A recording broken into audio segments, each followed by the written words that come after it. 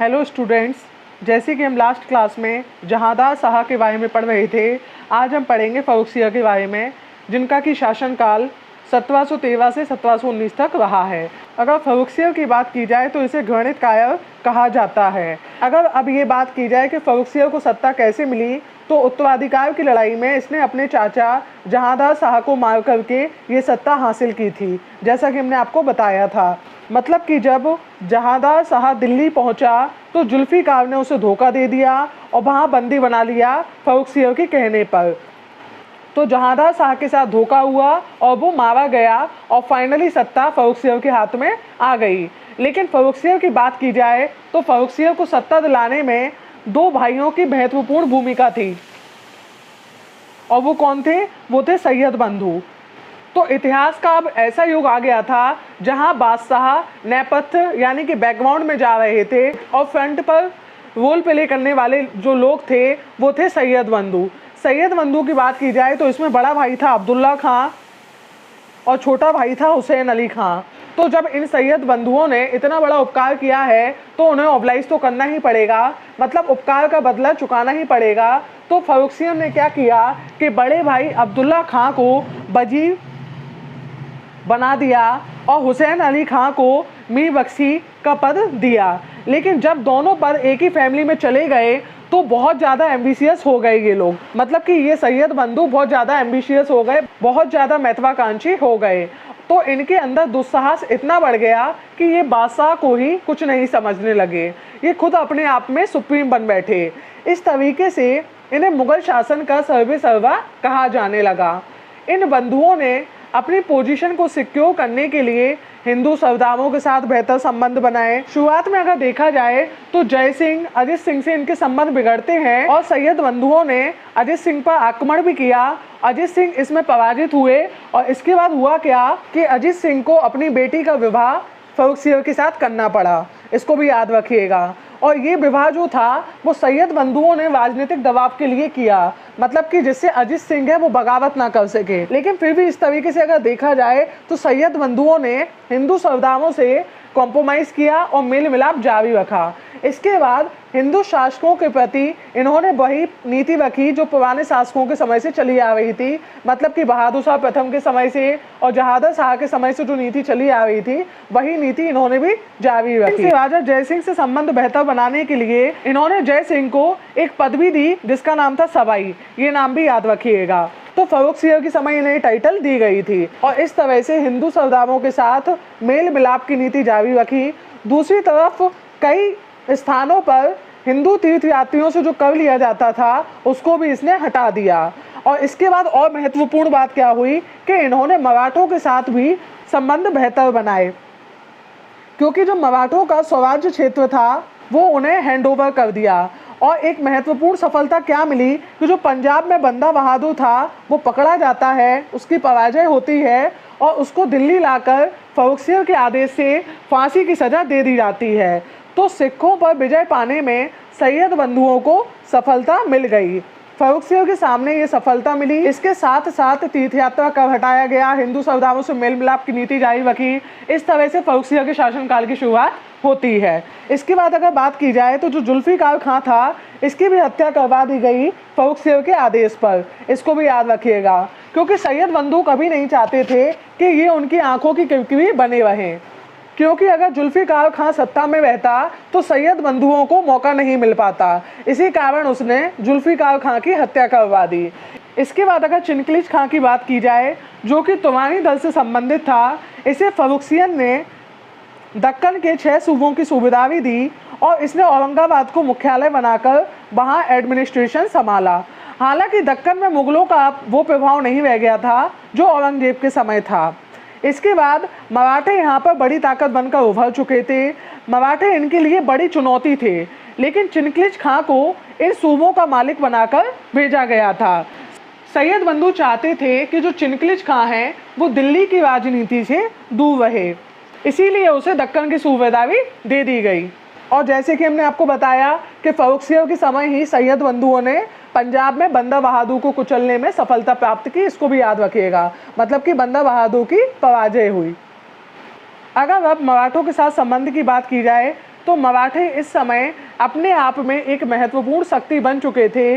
मराठा शासक को छत्रपति कहा जाता था, इसको याद रखिएगा। और इस समय छत्रपति की गद्दी पर शाहू थे।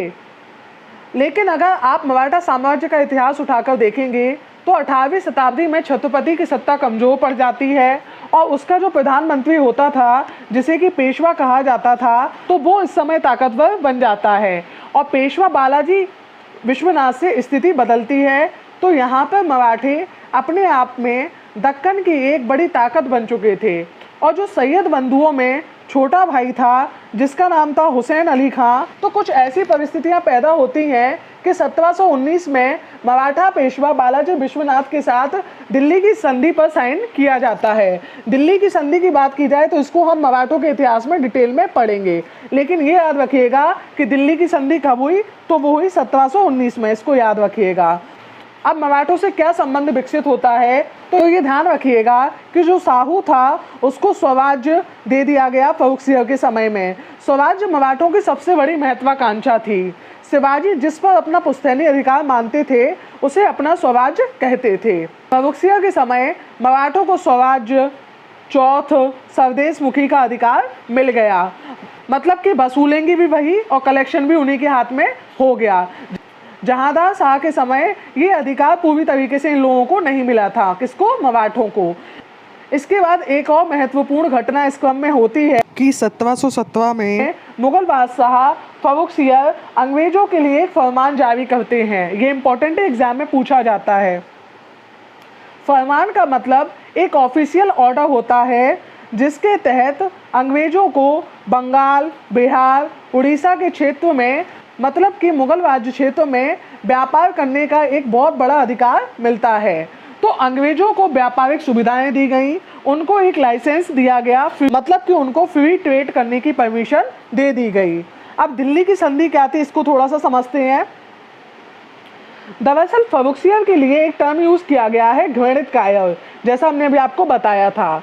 कायर इसलिए कहा जा रहा है क्योंकि बादशाह में इतनी हिम्मत नहीं है कि वो अपने सामंतों के विरुद्ध, अपने ही वजीर के विरुद्ध कोई कदम उठा सके। उसे भय खा रहा था कि वजीर मेरे खिलाफ कोई एक्शन ना ले ले। तो स्थिति ये हो गई कि वो जानता है कि वजीर मेरी शक्तियों का दुरुपयोग कर रहा है, वो खुद सत्ता का उपभोग कर रहा है, लेकिन तब भी बादशाह चाहकर भी उसके खिलाफ कुछ नहीं कर पा रहा है। ऐसी झटपटाहट में फर्रुख सिंह ने घृणापूर्वक कार्य किए। ये अपने ही वजीर के विरुद्ध साजिश रचने लगा, मूर्खतापूर्ण चालें चलने लगा, यानी वो उसके विरुद्ध ऐसे वर्ग को प्रमोट करने लगा जिससे उसकी शक्तियां और क्षीण हो जाएं। और इस तरह से माहौल और बिगड़ा और इसी कारण से फर्रुख सिंह को घृणित कायर की संज्ञा दी गई। ये जो हम पॉइंट आपको बता रहे हैं शॉर्ट में, इनको नोट करते चलिएगा। एग्जाम टाइम में रिवीजन करने के लिए ये नोट्स बहुत हेल्प करते हैं। और इसी कारण से फर्रुख सिंह को घृणित कायर की संज्ञा दी गई। जब फर्रुख सिंह सैयद बंधुओं के आए दिन के हस्तक्षेप से तंग आ चुका है, उनमें तनाव बढ़ता चला जा रहा है, सैयद बंधुओं का प्रभाव इतना बढ़ चुका है कि फर्रुख सिंह एक कठपुतली की तरह दिखाई दे रहा है और वो झटपटा रहा है, मतलब कि वो कैद में लग रहा है। तो ऐसी स्थिति में फर्रुख सिंह कोशिश करता है कि अपने दरबारी गुटों का समर्थन लेकर इनके खिलाफ कुछ एक्शन लिया जाए। स्वयं तो वो एक्शन ले नहीं पा रहा था, लेकिन जब इस तरह की स्थितियां पैदा हो गईं तो दोनों में मनमुटाव चरम पर पहुंच गया। तो सैयद बंधुओं ने भी सोचा, क्योंकि उन्हें भी कहीं ना कहीं ये बात तो लगी रही थी कि दरबारी गुट हमारे विरोधी हो गया तो हमारी स्थिति कमजोर पड़ जाएगी। तो उन्होंने मराठा और राजपूत इन दोनों शक्तियों का सहारा लेने की सोची और हुसैन अली खां ने दक्कन में जाकर मराठों से एक ऐसी संधि कर ली जिससे मराठों को भी काफ़ी कुछ लाभ दिखाई दे रहा था और साथ में सैयद बंधुओं को भी लाभ दिखाई दे रहा था। सैयद बंधु सोच रहे थे कि मराठे इतनी बड़ी ताकत है कि ये अगर हमारे फेवर में आ जाएं तो दरबारी गुट भले ही बादशाह के समर्थन में खड़ा हो, लेकिन विजय हमारी ही होगी, क्योंकि इस समय बादशाह इनको रिप्लेस करने की कोशिश में था और बड़े भाई अब्दुल्ला खां को इसने दिल्ली में लगभग बंदी की हालत में ला दिया था। तो छोटा भाई हुसैन अली खां चाहता था कि अगर हम दिल्ली पहुँचें तो एक शक्ति को साथ में लेकर चलें जिससे बादशाह को कहीं ना कहीं अपने प्रभाव में ले सकें, और वो शक्ति थे मराठे। उस समय अगर मराठा पेशवा की बात की जाए तो वो थे बालाजी विश्वनाथ। बालाजी विश्वनाथ से हुसैन अली खान ने संधि की वार्ता की, दोनों में एक समझौते पर विचार बना। उस समझौते के तहत मराठे को क्या लाभ हुआ, जो मराठे थे उनको स्वराज्य, चौथ व स्वदेश मुखी पर कंप्लीटली अथॉरिटी मिल गई। और इसके साथ साथ उन्हें एक बात और दिख रही थी कि जो दिल्ली में मुगल पॉलिटिक्स है उसमें हमें हस्तक्षेप करने का मौका मिल गया है, क्योंकि इसी शर्त पर कहा गया था कि मराठे सैयद बंधुओं के लिए अपने घुड़सवार सैनिकों की सहायता के लिए भेजेंगे। और 15,000 घुड़सवार सैनिक हुसैन अली खां के साथ दिल्ली जाने को तैयार थे। इसके बाद सैयद बंधु मराठों की सहायता से फर्रुखसियर को हटाने की योजना बना चुके हैं। और दूसरा सहायक था मारवाड़ का शासक अजित सिंह, क्योंकि अजित सिंह की बेटी का विवाह हुआ था फर्रुखसियर से। क्योंकि अजित सिंह को लगा कि स्थितियां बदल रही हैं और वह अपनी बेटी को दरबार से निकाल सकता है, तो सैयद बंधुओं के सपोर्ट में आकर एक त्रिगुट सा बन गया, मराठे, अजित सिंह और सैयद बंधु। इन्होंने मिलकर दिल्ली पर धावा बोल दिया। तो मराठों के साथ सैयद बंधुओं ने जो संधि की है वो है दिल्ली की संधि 1719 में। हुसैन अली खान ने बालाजी विश्वनाथ के साथ ये संधि की थी, तो इसको याद रखिएगा। और मराठा शासक साहू को स्वराज्य, चौथ व स्वदेश मुखी का अधिकार मिल गया था। सैयद बंधुओं ने वचन दिया कि हम बादशाह का इस पर हस्ताक्षर लेंगे और फर्रुखसियर अगर इस पर सहमत नहीं है तो हम फर्रुखसियर को रिप्लेस कर देंगे। फर्रुखसियर की जगह किसी दूसरी शख्सियत को बिठाकर उसका हस्ताक्षर लेकर मराठों की इस संधि पर मोहर लगा देंगे। तो इस शर्त के साथ यह ट्रीटी साइन हो जाती है और मराठे फिर इसको एग्जीक्यूट करने के लिए, यानी कि दिल्ली की राजनीति में हस्तक्षेप करने के लिए आगे बढ़ते हैं।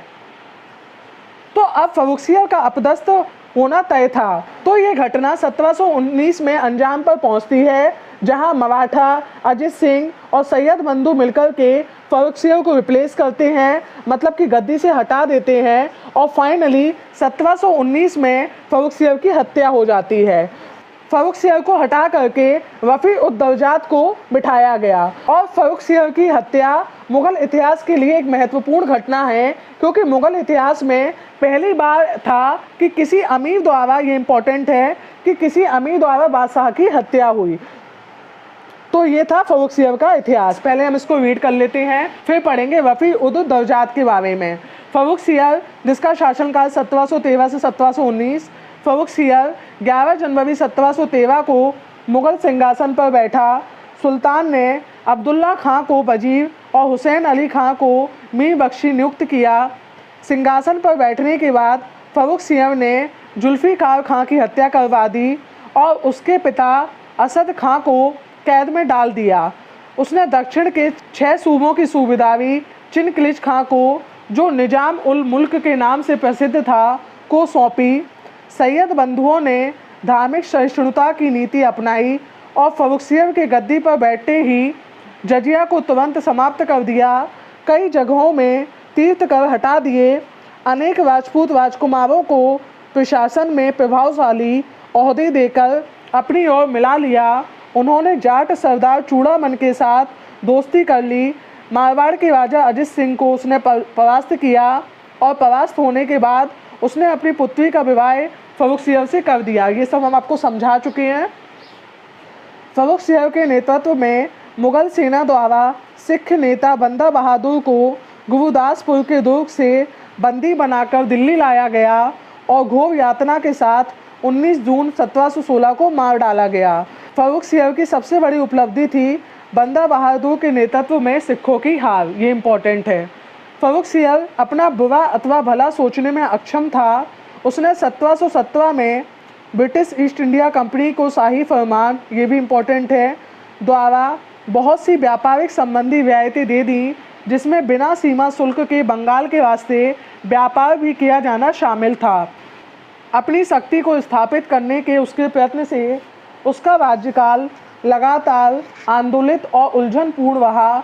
उसने मीर जुमला के प्रभाव में आकर सैयद बंधुओं, अब्दुल्ला खां और हुसैन अली खां के प्रति कृतज्ञतापूर्ण व्यवहार किया। उसने सैयद बंधुओं के जुए को अपने कंधे से उतार फेंकने की सोची और इसके लिए एक षड्यंत्र रचा। परंतु सैयद बंधु फर्रुखसियर से भी अधिक चालाक था और उन्होंने मराठा नेता साहू के सहयोग से अप्रैल 1719 में फर्रुखसियर की गला दबाकर हत्या कर दी। फर्रुखसियर एक दुर्बल, कायर और निंदित सम्राट था, इसीलिए इसे मुगल वंश का घृणित कायर सम्राट कहा जाता है। ये भी इम्पोर्टेंट है। अब हम पढ़ेंगे रफ़ी-उद-दौजात के बारे में। रफ़ी-उद-दौजात के बारे में बात की जाए तो ये याद रखिएगा, अगर एग्जाम में क्वेश्चन पूछा जाए कि सबसे कम समय तक शासन करने वाला मुगल बादशाह कौन था, तो वो था रफ़ी-उद-दौजात। अगर इसकी बात की जाए तो ये सबसे बड़ा पियक्कड़ था, मतलब पूरे दिन शराब पीना, प्रशासन से कोई वास्ता नहीं।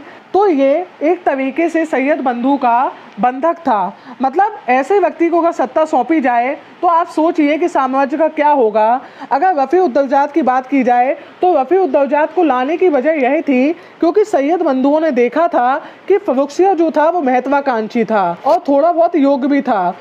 तो इसीलिए फर्रुखसियर कोशिश करने लगा था कि हम सैयद बंधुओं से छुटकारा पाएं। तो क्यों ना ऐसे आदमी को बिठा दिया जाए कि वो कोशिश ही ना करे। तो आप कह सकते हैं कि जो रफ़ी-उद-दौजात था उसने सैयद बंधुओं के कैदियों की तरह जीवन जिया। ये कुछ माह तक ही शासन कर पाया और इसके बाद क्षय रोग मतलब कि टीबी बीमारी से इसकी मृत्यु हो गई। यहाँ पर एक और घटना का जिक्र करना चाहेंगे, एग्जाम में पूछ लिया जाता है। वैसे ये जो क्वेश्चन बता रहे हैं ये ज़्यादातर पीजीटी वगैरह में पूछा जाता है। यहाँ पर एक नाम है नेकुसियर। नेकुसियर की बात की जाए, नेकुसियर का विद्रोह रफ़ी-उद-दौजात के समय हुआ था। इसने स्वयं सत्ता पाने की लालसा में आगरा के किले पर अधिकार कर लिया था और फिर इसके बाद स्वयं को सम्राट घोषित कर दिया था। तो इसके बारे में आपको इतना ही याद रखना है। तो अब हम रफ़ी-उद-दौजात के बारे में जो लिखा हुआ है उसको रीड कर लेते हैं। फर्रुखसियर की मृत्यु के पश्चात सैयद बंधुओं ने रफ़ी-उद-दौला के पुत्र रफ़ी-उद-दौजात को राज सिंहासन पर बैठाया। यह नाम मात्र का और सबसे कम समय तक 3 माह 4 दिन शासन करने वाला मुगल शासक था। इसने शासनकाल की एक प्रमुख घटना सैयद बंधुओं के विरुद्ध नेकुसियर का विद्रोह था, जिसमें विद्रोहियों ने उसे आगरा के किले में बादशाह घोषित कर दिया था। ज्ञातव्य है कि नेकुसियर अकबर द्वितीय का पुत्र था तथा अकबर द्वितीय औरंगजेब का विद्रोही पुत्र था। वास्तव में सम्राट केवल सैयद बंधुओं के हाथ की कठपुतली भर था। 4 जून 1719 को क्षय रोग के कारण बादशाह की मृत्यु हो गई। अब हम पढ़ेंगे रफ़ी-उद-दौला के बारे में। रफ़ी-उद-दौला की बात की जाए तो इसे शाहजहां द्वितीय के नाम से जाना जाता था। इसमें बस यही इम्पोर्टेंट है कि रफ़ी-उद-दौला को शाहजहां द्वितीय के नाम से सैयद बंधुओं ने गद्दी पर बैठाया। अगर इसकी बात की जाए तो ये भी ऐसे ही था। ये अफ़ीम का बहुत ज़्यादा शौकीन था। अफ़ीम का आदी होने के कारण इसका स्वास्थ्य भी लगातार बिगड़ ही रहा था और इसीलिए ये भी बहुत लंबे समय तक शासन नहीं कर पाया और इसकी भी डेथ हो गई। तो आप कह सकते हैं कि रफ़ी-उद-दौजात के बाद दूसरा सबसे कम समय तक शासन करने वाला मुगल शासक रफ़ी-उद-दौला था। अब इसको भी रीड कर लेते हैं। सैयद बंधुओं ने रफ़ी-उद-दौला के दूसरे पुत्र रफ़ी-उद-दौला को शाहजहां द्वितीय, ये इम्पोर्टेंट है, की उपाधि के साथ सम्राट के रूप में सिंहासन पर बैठाया। इसी की अनुमति से अजित सिंह को अपनी विधवा पुत्री फर्रुखसियर की पत्नी मुगल हरम से वापस मिली, जिसने बाद में हिंदू धर्म ग्रहण किया। रफ़ी-उद-दौला की 17 सितंबर 1719 को मृत्यु हो गई। इसके बाद अगर रोशन अख्तर की बात की जाए तो रफ़ी-उद-दौला के बाद सैयद बंधुओं ने रोशन अख्तर नाम के व्यक्ति को गद्दी पर बैठाया और ये मोहम्मद शाह के नाम से गद्दी पर बैठा। ये जो शॉर्ट नोट्स हैं इन्हें ज़रूर नोट कर लीजिएगा, ये रिवीजन के लिए बहुत हेल्प करेंगे। तो जैसे कि आप देख रहे हैं, जैसे कि पहले फर्रुखसियर, उसके बाद रफ़ी-उद-दौजात, उसके बाद रफ़ी-उद-दौला और फिर मोहम्मद शाह। अगर इन चारों की बात की जाए तो इन चारों की खास बात क्या है कि इन्हें गद्दी पर लाने की जो भूमिका थी वो सैयद बंधुओं ने निभाई।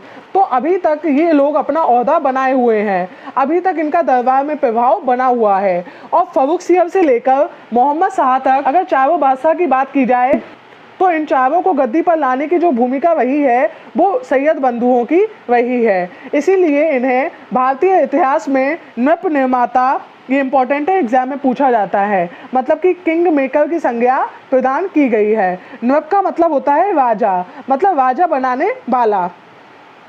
तो इसके बाद अगर मोहम्मद शाह की बात की जाए तो मोहम्मद शाह ये बहुत विलासितापूर्ण जीवन जीने वाला व्यक्ति था।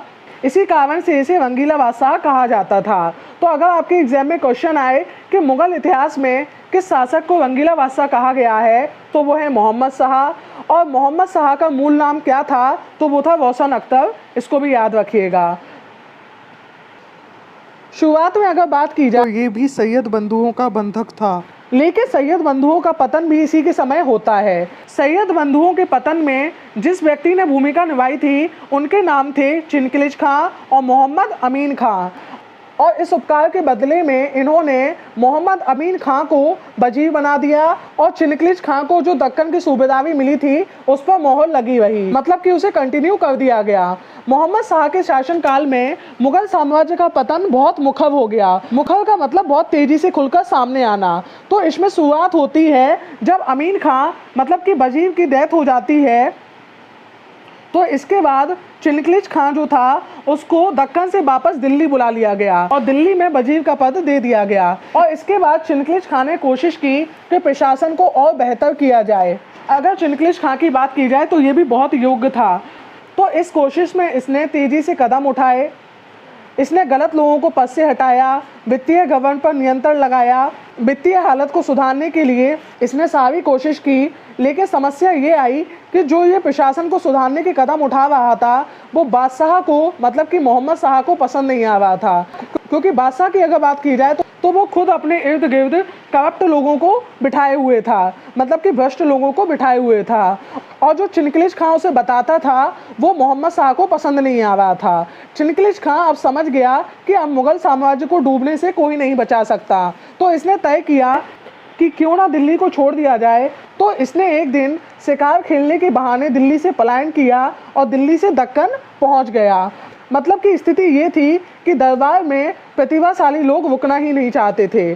जब इसे पहले दक्कन से बुलाया गया था तब दक्कन का सूबेदार मुवाविज खां को बनाया गया था। तो जब अब चिनकिलिच खां दक्कन पहुंचा तो मोहम्मद शाह ने मुवाविज खां को आदेश दिया कि चिनकिलिच खां को वो बंदी बना ले। फिर दोनों में फाइनली युद्ध हुआ और वो युद्ध का नाम था सूकर खेड़ा का युद्ध। चिनकिलिच खां और मुवाविज खां के बीच में हुआ। इसमें मुवाविज खां पराजित हुआ, इसको याद रखिएगा। इसमें मुवाविज खां पराजित हुआ और वो मारा गया। और इस तरह से चिनकिलिच खां ने दक्कन में अपनी सत्ता फिर से स्थापित कर ली। और फिर मोहम्मद शाह ने अपनी स्थिति कमज़ोर देखी तो इसने भी चिनकिलिच खां की सत्ता पर मोहर लगा दी। तो मोहम्मद शाह ने चिनकिलिच खां को निजाम उल मुल्क की उपाधि देकर उसे मान्यता दे दी। इसके बाद अब हम नेक्स्ट क्लास में कंटिन्यू करेंगे।